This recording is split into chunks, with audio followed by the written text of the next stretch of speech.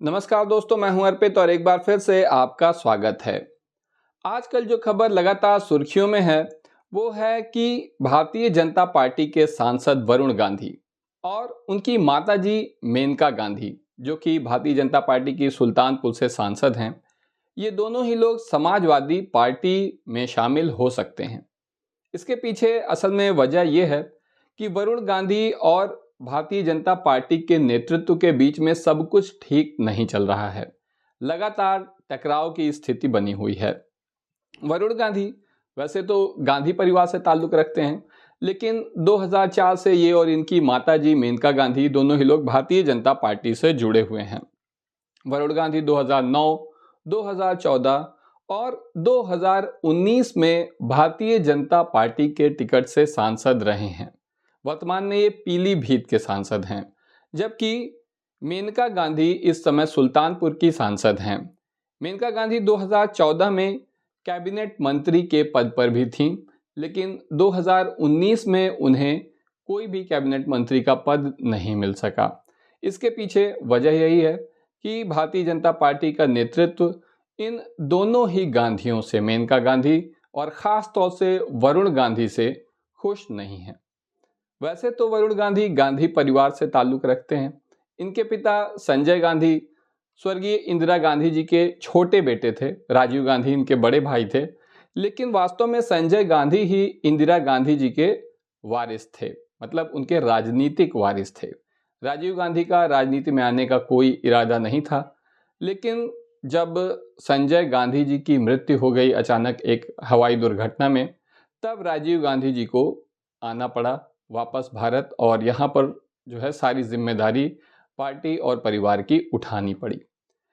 इंदिरा गांधी जी की मृत्यु के बाद, और संजय गांधी जी की तो पहले ही मृत्यु हो गई थी, तो ऐसा मैंने एक बहुत बड़े पत्रकार हैं वीर सांघवी, उनकी एक बुक अभी हम कुछ दिन पहले पढ़ रहे थे, तो उसमें उन्होंने बताया था कि सोनिया गांधी और मेनका गांधी में इस हद तक लड़ाई थी। एक बार तो ये हुआ कि सोनिया गांधी जी के कुत्ते के बिस्किट मेनका गांधी जी ने अपने कुत्ते को खिला दिए थे।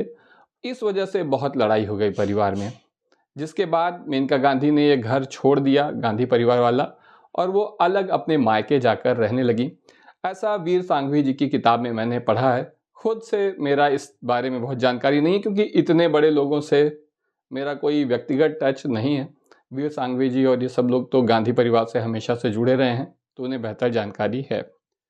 तो 2004 में इन लोग आए थे भारतीय जनता पार्टी में, क्योंकि जाहिर सी बात है कि गांधी सरनेम होने के बावजूद कांग्रेस में वरुण गांधी को और मेनका गांधी को अपना भविष्य दिखाई नहीं दे रहा था, क्योंकि वहां पर सर्वे सर्वा थी सोनिया गांधी, जिनसे किस हद तक मेनका गांधी का टकराव था, और उनके वारिस थे राहुल गांधी जी, जिन्होंने अच्छी तरह से इस समय भारत जोड़ो न्याय यात्रा बहुत ही अच्छे तरीके से चला रहे हैं, और निश्चित रूप से उन्होंने प्रधानमंत्री मोदी जी के सामने एक बड़ी चुनौती पेश कर दी है। तो जैसा कि आप जानते हैं, अभी लोग भारतीय जनता पार्टी में जब शामिल हुए, तो ये तो पार्टी ही ऐसी है जहां पर नफरत के ही अंक मिलते हैं, नंबर मिलते हैं। आप जितना ज़्यादा नफरत दिखा सकें उतना बेहतर आपको माना जाएगा, उतना आपका कद बढ़ेगा।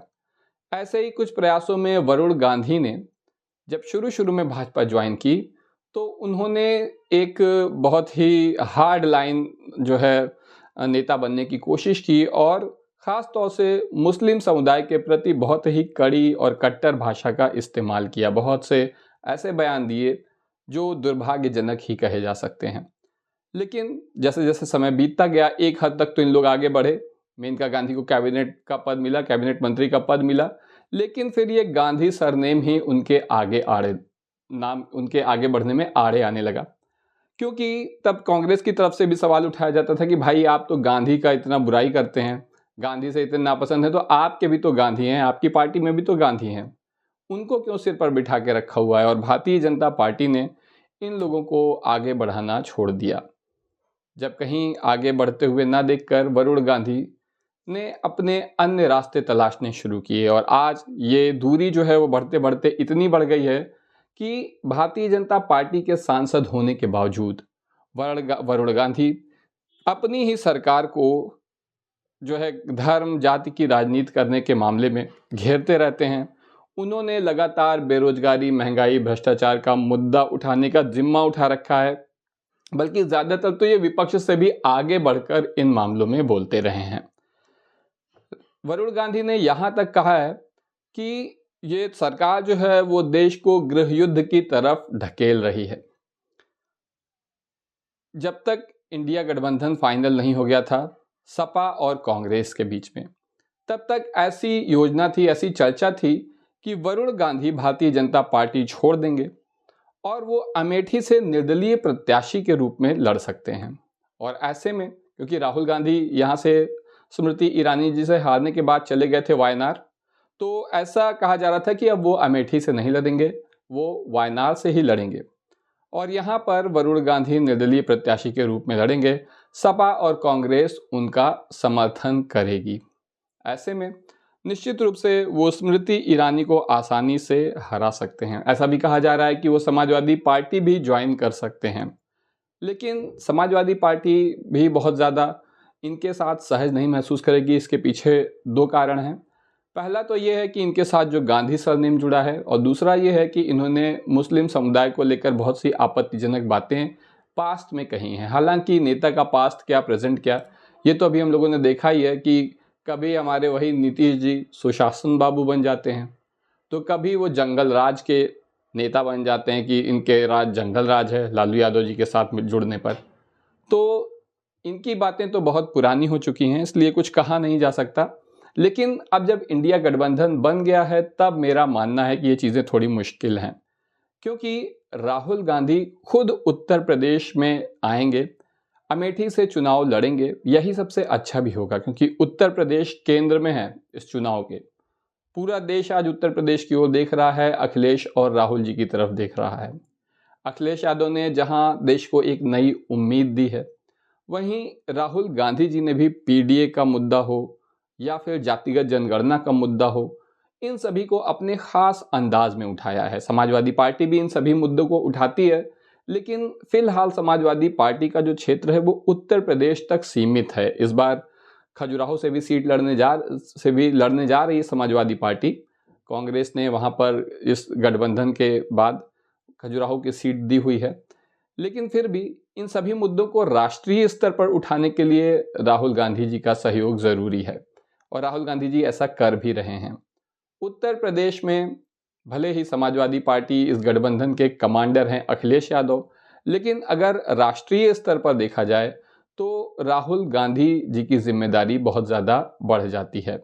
अगर भारतीय जनता पार्टी को हराना है तो उत्तर प्रदेश में उन्हें अच्छा प्रदर्शन करना ही होगा और उत्तर प्रदेश से दूर रहकर वायनाड में रहते हुए, केरल में रहते हुए मोदी सरकार को हराया नहीं जा सकता। आपने देखा होगा कि प्रधानमंत्री मोदी खुद गुजरात से थे, लेकिन प्रधानमंत्री पद के जब उम्मीदवार बने तो उन्होंने गुजरात छोड़कर बनारस से चुनाव लड़ा, वाराणसी से उन्होंने चुनाव लड़ा और इसका फायदा उन्हें मिला। जबरदस्त जीत उत्तर प्रदेश में मिली क्योंकि उनके प्रचार का केंद्र उत्तर प्रदेश था। इसी तरह अगर राहुल गांधी को भी यहाँ पर जीतना है, यूपी को जीतना है, तो अमेठी से चुनाव लड़ना जरूरी होगा। तो फिलहाल जो है ऐसा कुछ समझ नहीं आ रहा है कि वास्तव में ये जो पहले की योजना थी, कुछ दिन पहले की योजना थी, ये कितनी सफल होगी। क्योंकि मेरे हिसाब से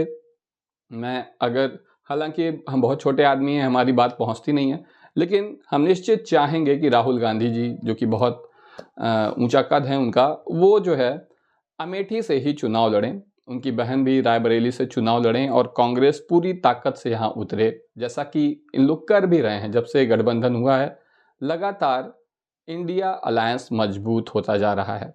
तो इस बारे में आपका क्या कहना है कि क्या वरुण गांधी को वास्तव में इंडिया गठबंधन को अपने साथ लेना चाहिए या इनसे दूरी बनाकर रखनी चाहिए, इनकी माताजी में इनका गांधी से भी दूरी बनाकर रहनी चाहिए?